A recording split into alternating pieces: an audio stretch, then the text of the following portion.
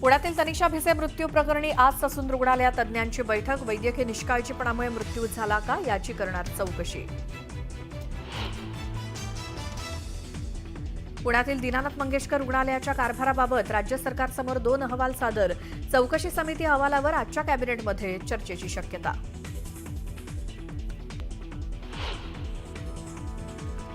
News 18 लोकमतच्या बातमीचा impact. आजच होणार एसटी कर्मचाऱ्यांचा मार्च महिन्याचा उर्वरित पगार. महामंडळाला 120 कोटी रुपये देण्याचा GR जारी.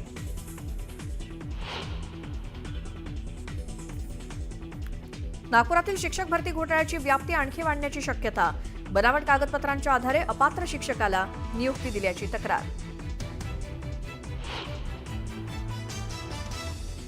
तुळजापूर ड्रग्ज प्रकरणी आज कोर्टात दोषारोपपत्र दाखल करणार. आतापर्यंत पोलिसांनी 35 जणांवर गुन्हे केले दाखल. 14 जणांना अटक तर 21 जण अद्यापही फरार.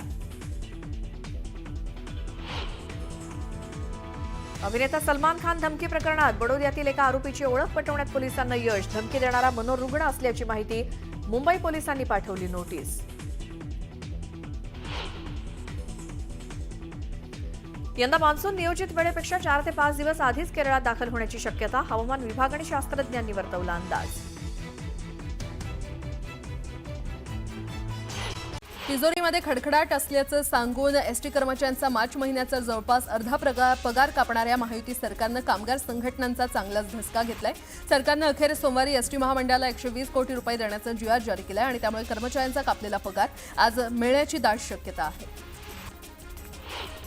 सरकारकडून सवलतीपोटी मिळणारी रक्कम वेळेत मिळत नसल्यानं एसटी कर्मचाऱ्यांच्या वेतनासाठी महामंडळाला जुळवाजुळव करावी लागते असं वरिष्ठ अधिकाऱ्यांनी सांगितलं. राज्य परिवहन महामंडळाच्या बसगाड्यांमधून दरमहा 15 ते 16 कोटी प्रवासी प्रवास करतात. त्यात सवलतीमध्ये प्रवास करणाऱ्या विशेषतः लाडक्या बहिणींची संख्या 5 कोटी, ज्येष्ठ नागरिकांची संख्या 2 कोटीपर्यंत आहे.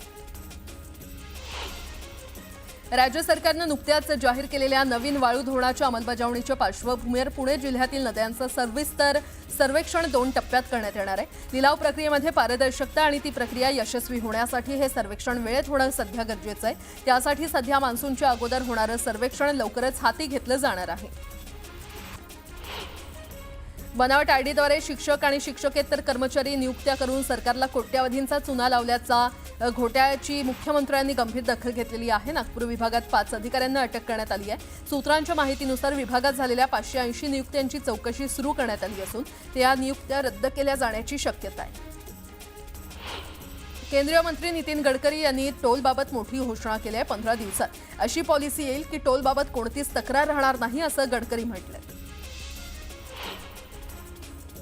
फेब्रुवारी 2025 मध्ये राज्यातील 29,29,641 बेरोजगार तरुणांनी नोकरीसाठी नोंदणी केली आहे. त्याची आकडेवारी केंद्रीय कामगार आणि रोजगार मंत्रालयाच्या नॅशनल करिअर सर्व्हिसनं नुकतीच जाहीर केली आहे. झोपडपट्टी पुनर्वसन प्राधिकरणाच्या रखडलेल्या 21 झोपडपट्टी पुनर्वसन योजना म्हाडाकडे सोपवण्यात आल्या आहेत. या योजनांमध्ये सर्वात मोठी मालाड मालवणी येथील 14,000 झोपड्यांचा समावेश असलेली झोपू योजना मार्गी लावण्यासाठी म्हाडाच्या मुंबई मंडळानं पाऊल उचललंय. या पुनर्वसन योजनेसाठी सल्लागार आणि वास्तुविशारदाची नियुक्ती करण्याचा निर्णय घेण्यात आलाय. जळगाव रेल्वे स्थानकाचा अमृत भारत स्टेशन योजनेमध्ये समावेश होऊन 1 वर्ष पूर्ण झालंय. त्यानंतर अखेर जळगाव रेल्वे स्थानकाचा नवीन बांधकाम आराखडा निश्चित झालेला आहे आणि त्यानुसार जळगाव स्थानकाचा लवकरच कायापालट होणार असून प्रवाशांच्या सोयी सुविधांमध्ये भर पडणार आहे. तापमान वाढीमुळे अंगाची लाई होते आणि त्यामुळे शरीराला थंडावा मिळावा म्हणून उन्हाळ्यामध्ये लिंबू सरबत आणि इतर थंड पेयांची खरं तर मोठी मागणी वाढलेली आहे आणि त्यामुळे एकीकडे उन्हाचा पारा चढत असताना दुसरीकडे लिंबांच्या किमती वाढल्यात. काही दिवसांपूर्वी 5 रुपयांना मिळणारे 3 लिंबू आता 5 रुपयांना 1 मिळतंय. राज्यात उकाडा वाढला असून पुण्यामध्ये पुढील 5 ते 6 दिवस तापमान 40 अंश सेल्सिअसवर जाण्याचा अंदाज वर्तवण्यात आलाय आणि त्यामुळे नागरिकांना काळजी घेण्याचं आवाहन करण्यात आलंय. मुंबईकरांच्या प्रवासाचा 125 वर्षांपासून कणा ठरलेला एल्फिन्स्टन रोड पुन्हा आता बंद होतोय आणि वाहन चालकांसाठी पर्यायी मार्ग निश्चित करून प्रशासन मोकळं झालं तरीही लाखो पादचारी प्रवाशांचं काय असा सवाल उपस्थित होतोय. नियोजनामध्ये ढिसाळपणा केल्यानं नव्या पादचारी पुलाचं काम अर्धवट आहे. त्यामुळे मुंबईकरांची गैरसोय होतीये. उन्हाळ्यामध्ये पाण्याची मागणी वाढलेली असताना पाणी बचत करणं देखील आवश्यक आहे. अतिपाणी वापरामुळे आवश्यक त्या ठिकाणी पाणी उपलब्ध होत नाही आणि त्यामुळे पुणे शहरातील मोठ्या सोसायट्यांना महापालिका पत्र लिहून पाण्याचा काटकसरीनं वापर करण्यासाठी आवाहन करणार आहे. पुढील काही दिवसात हे पत्र सोसायट्यांना मिळणार आहे. मुंबई ते अहमदाबाद बुलेट ट्रेन प्रकल्पासाठी अत्यावश्यक असलेला 7वा 70 मीटर लांबीचा स्टील पूल गुजरातमधील वडोदरा इथे उभारण्यात आलेला आहे. रेल्वे मार्गावर हा 674 मेट्रिक टन वजनाचा मेक इन इंडिया स्टील पूल उभारलाय. तर बुलेट ट्रेन मार्गावर आतापर्यंत 7 पूल उभे केले असून 10,000 मेट्रिक टनापेक्षा जास्त वजनाचे हे पूल आहेत. झोपडपट्टी मुक्त मुंबई करण्यासाठी झोपडपट्टी पुनर्वसन प्राधिकरणाकडून खासगी विकासकांच्या माध्यमातून झोपडपट्टी पुनर्वसन योजना राबवल्या जात आहेत. या योजनांना आर्थिक बळ मिळावं, त्या वेगानं पूर्ण व्हाव्यात यासाठी महाराष्ट्र झोपडपट्टी क्षेत्र अधिनियमात बदल आणि सुधारणा करण्यात आल्या. मुंबई बाजार समितीमध्ये रोज 1500 ते 1800 टन आंब्याची आवक होते. याशिवाय थेट शेतकरी ते ग्राहक योजनेअंतर्गत देखील मोठ्या प्रमाणात आंबा मुंबई आणि नवी मुंबईमध्ये दाखल होतोय. सर्व माध्यमातून यावर्षी देखील 500 कोटी रुपयांची उलाढाल होण्याची शक्यता असून जुलै अखेरपर्यंत ग्राहकांना विविध प्रकारचे आंबे उपलब्ध होणार आहेत. गेटवे ऑफ इंडिया येथील प्रवासी जलवाहतुकीचा ताण कमी करण्यासाठी रेडिओ क्लब अपोलो बंदर इथे नवीन प्रवासी धक्क्याचं काम सुरू आहे. मात्र त्याला सुरुवातीपासूनच कुलाबा वासियांनी विरोध केलाय. ही जेटी दुसरीकडे स्थलांतरित करावी अशी मागणी होते. यालाच पाठिंबा देत मिलिंद देवरा यांनी देखील मुख्यमंत्र्यांना पत्र लिहिलंय. महावितरणाच्या गो ग्रीन या ऑनलाईन वीज बिल भरणा योजनेकडे राज्यभरातील वीज ग्राहकांनी पाठ फिरवल्याचं स्पष्ट झालंय. योजना सुरू झाल्यापासून 7 वर्षात राज्यातील एकूण ग्राहकांच्या तुलनेत जेमतेम 1.5% ग्राहकच गो ग्रीन योजनेमध्ये सहभागी झाल्याचं महावितरणाच्या आकडेवारीवरून स्पष्ट झालंय. राज्यातील शिक्षकांसाठी वरिष्ठ श्रेणी आणि निवड श्रेणी प्रशिक्षण आयोजित करण्यात येणार आहे. यासाठी 15 ते 25 एप्रिल या कालावधीमध्ये नोंदणी करावी लागणार आहे. जिल्हा शिक्षण आणि प्रशिक्षण संस्थेतर्फे सर्व जिल्ह्यांमध्ये एकाच वेळी प्रशिक्षण आयोजित करण्यात येणार आहे. शिक्षक भरतीसाठी संकेतस्थळावर जाहिराती दिलेल्या शिक्षण संस्थांमधील शाळांमध्ये 2024-25 नुसार मंजूर पदांची पडताळणी करण्याचे निर्देश देण्यात आलेले आहेत. यासंदर्भात पडताळणीनंतर जाहिरातींची कार्यवाही करण्याचे निर्देश देखील शिक्षण आयुक्त सचिंद्र प्रताप सिंह यांनी दिले. पिंपरी चिंचवड शहरात महापालिका आणि खासगी रुग्णालयामध्ये गेल्या 3 वर्षात 95,932 महिलांची प्रसूती झाली आणि त्यामध्ये 51 माता मृत्यू झालेले आहेत. यात 48 महापालिका हद्दीतील आहेत. तर पुणे जिल्ह्यासह राज्याच्या विविध भागातील रुग्ण महापालिकेच्या वायसीएमसह 8 रुग्णालयामध्ये उपचार घेण्यासाठी येतात. आर्थिक दुर्बल घटकासह सर्वसामान्य रुग्णांसाठी महापालिकेची रुग्णालये वरदान ठरत आहेत. मुंबईवर दहशतवादी हल्ल्याचा मास्टरमाइंड तहव्वुराची एनआयए दररोज 8 ते 10 तास चौकशी करते. दहशतवादी हल्ल्यामागे कुणाचा हात होता, कट कसा रचला, कुठे रचला याची माहिती समोर यावी यासाठी सखोल चौकशी सुरू आहे. अभिनेता सैफ अली खानवर हल्ला करणाऱ्या बांगलादेशी आरोपीला बनावट आधार कार्ड आणि पॅन कार्ड मिळवण्यासाठी 30,000 रुपये चोरायच्या उद्देशानं त्यानं सैफच्या घरी चोरी केली अशी माहिती मुंबई पोलिसांनी दाखल केलेल्या आरोपपत्रात दिली आहे. गर्भवती तनिषा भिसे यांचा मृत्यू हा वैद्यकीय निष्काळजीपणामुळे झाला का याबाबत ससूनच्या वैद्यकीय तज्ज्ञांच्या समितीची आज बैठक पार पडणार आहे. या बैठकीत मृत्यू प्रकरणी कागदपत्रांची तपासणी केली जाणार आहे.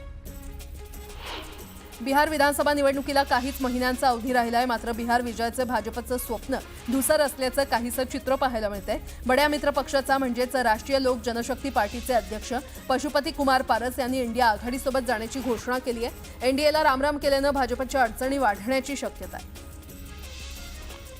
पंतप्रधान नरेंद्र मोदी यांनी हरियाणातील हिसार इथे महाराजा अग्रसेन विमानतळावरून अयोध्येला जाणाऱ्या पहिल्या व्यावसायिक विमानाला हिरवा झेंडा दाखवला. सलमान खान धमकी प्रकरणात मोठी अपडेट समोर आली आहे. पोलिसांनी बडोद्यातील एका संशयिताची ओळख पटवली आहे. 26 वर्षीय संशयित मानसिकदृष्ट्या आजारी असल्याची माहिती मिळाली आहे. पोलिसांनी त्याला नोटीस बजावत चौकशीसाठी मुंबईत बोलावले आहे. दीनानाथ मंगेशकर रुग्णालयाच्या कारभाराबाबत राज्य सरकारसमोर 2 अहवाल सादर करण्यात आले. दरम्यान चौकशी समितीच्या अहवालावर उद्याच्या कॅबिनेटमध्ये चर्चा होण्याची शक्यता आहे. तर राज्य मंत्रिमंडळाच्या दोन्ही अहवालांची माहिती दिली जाणार असून 3ऱ्या अहवालानंतर अंतिम अहवाल मुख्यमंत्र्यांना सादर करण्यात येणार आहे. मुंबई गोवा महामार्गाची नवी डेडलाईन समोर आली आहे. मुंबई गोवा महामार्ग या जून अखेर पूर्ण होणार अशी घोषणा केंद्रीय मंत्री नितीन गडकरींनी केली आहे. मंत्री गिरीश महाजनांनी एकनाथ खडसेंना अब्रू नुकसानीची नोटीस पाठवली आहे. प्रतिमा मलिन केल्याचा आरोप मंत्री गिरीश महाजनांनी खडसेंवर केलाय. आयएस महिलेसोबत संबंध असल्याचा आरोप खडसेंनी महाजनांवर केला होता. दरम्यान याबाबत पुरावे द्या किंवा माफी मागा, अन्यथा कायदेशीर कारवाईला सामोरं जा असा इशारा मंत्री महाजनांनी दिलाय. एकनाथ खडसेंना नोटीस पाठवल्याप्रकरणी विचारलं असता मंत्री गिरीश महाजनांनी बोलणं टाळलं. माध्यमांशी न बोलताच गिरीश महाजन जळगावहून मुंबईकडे रवाना झाले. रणजित कासले विरोधात बीडच्या शिवाजीनगर पोलीस ठाण्यात गुन्हा दाखल करण्यात आलाय. सोशल मीडियावरील पोस्ट प्रकरणात अॅट्रॉसिटी अंतर्गत गुन्हा दाखल झालाय. निलंबित पोलीस उपनिरीक्षक रणजित कासले लोकसभा निवडणुकीदरम्यान आक्षेपार्ह विधान त्यांनी केलं होतं. मुंबई वॉटर टँकर असोसिएशननं अखेर संप मागे घेतलाय. मुंबई मनपा आयुक्तांसोबतच्या सकारात्मक चर्चेनंतर हा निर्णय घेण्यात आलाय. दरम्यान टँकर असोसिएशनला दिलेल्या सर्व नोटीस मागे घेण्यात आल्यात, तर यापुढे कारवाई होणार नसल्याचं आश्वासन मनपा आयुक्तांनी दिलंय. भांडूपमधील कुख्यात गुंड्यानं केलेल्या गुन्ह्यांची कलम लिहिलेला केक कापून वाढदिवस साजरा केल्याचं समोर आलंय. झिया अन्सारी असं या गुंडाचं नाव असून त्याच्यावर 8 गंभीर गुन्ह्यांची नोंद आहे. मुंबई अहमदाबाद महामार्गाला जोडणारा भोयदापाडा सातवली रोडवर प्रचंड वाहतूक कोंडी झाली आहे. दरम्यान या वाहतूक कोंडीमध्ये एक रुग्णवाहिका देखील अडकली. वारंवार वाहतूक कोंडी होत असल्यानं ट्रॅफिक पोलीस नेमण्याची मागणी करण्यात आली.